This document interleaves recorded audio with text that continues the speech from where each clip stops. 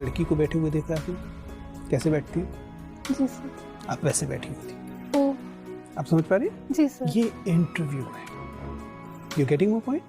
यहाँ पर आपको शर्माने के नंबर नहीं मिलेंगे। आप समझ पा रही हैं? जी सर। दूसरी बात, आपको इंटरव्यू में इसलिए नहीं बैठा दिया गया है क्योंकि आप के बारे में राय बनी, किसी ने बताया कि कोई बहुत अच्छी सी लड़की है मोहिनी, उसे बुला लीजिए, उसका इंटरव्यू लीजिए। ऐसा नहीं हुआ।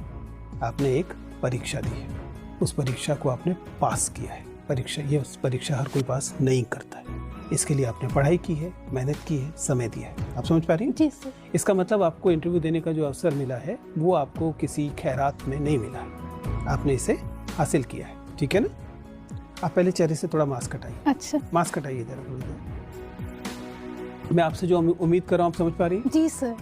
आत्मविश्वास के साथ जाकर बैठिए। और सबसे इम्पोर्टेंट बात, जो अगर आप पूरे इंटरव्यू में एक भी काम नहीं कर रही है, एक भी आंसर नहीं दे रही है, कोई बात नहीं, लेकिन जैसे इस समय मेरी आंखों में देख रही हैं, उस तरीके से हर बोर्ड मेंबर की आंखों में देखकर बात कीजिए। Okay sir. आपको शर्माने के नंबर नहीं मिलेंगे, आपको नीचे देखकर बात नहीं करनी। किसी क्या करना है? सामने एकदम, जैसे अब मेरी आंखों में देख रही है ना, जब भी जिससे भी बात कर रही है उसकी आंखों, उसके चेहरे की तरफ देखिए, उसकी आंखों की तरफ देखिए।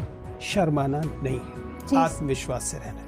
मैं जैसा कि बता रहा हूँ, ये बराबर का मतलब हो सकता है कि किसी का पद कम ज्यादा हो, लेकिन पोजीशन, जो सिचुएशन है वो बराबर वाली सिचुएशन है। वो ऐसी सिचुएशन नहीं है कि आप शर्माएंगी तो लगेगा बहुत सुखड़ सुशील लड़की है, चलिए अपने बेटे की शादी कर देते हैं। ऐसा नहीं हो। You getting my point?